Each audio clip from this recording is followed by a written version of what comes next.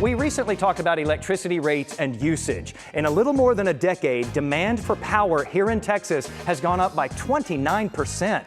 That is part of the equation for why we get those occasional conservation notices from the state imploring us to turn some stuff off so we don't overwhelm the grid, which could lead to blackouts like the deadly days-long ones that we saw during the February 2021 deep freeze when the Texas grid almost collapsed. Now, if we want to avoid those tight conditions and encourage conservation, some have wondered why so many electric plans offer as much as you want to use free electricity on certain days or times of day. And what about those plans that incentivize using, let's say, 1,000 kilowatts or more a month, but they charge you more per kilowatt hour if you use less than that? Well, I asked the Texas Public Utility Commission whether those kinds of plans conflict with the state's calls for conservation to protect the grid. They responded that those plans are allowed, and they actually defended them, saying that in some cases, the plans for free electricity at certain hours or on certain days could shift consumer electricity demand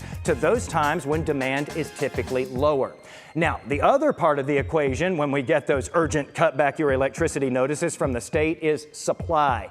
This summer, we have generally had plenty of it, even when plants have gone offline, temps have soared, and demand has been high. So what changed? Well, a few big contributors have been renewables. An energy expert says on many high-demand days this summer, solar alone has provided a quarter of all the electricity in Texas.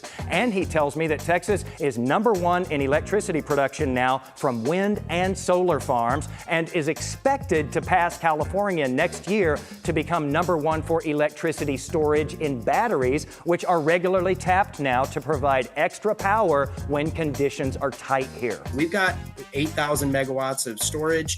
At the time of Winter Storm Uri, we just, not even 4 years ago, we had like 200. Wow. So 200 to 8,000 in less than 4 years. And we are not, and that's not showing signs of abating. We are probably going to maybe not double, but add 70-80% before next summer. We'll probably be somewhere around 50. Yeah, it's incredible. We recently had an interesting conversation on our Y'all-itics political podcast about how Texas is leading the way, not just in oil and gas, but also wind, solar, and battery storage. But our guest explains how that progress could be stunted in the months ahead. I have linked to this episode in my story, posted today at Jason Wheeler TV on Facebook, X, and Threads, where we always aim to be right on the money.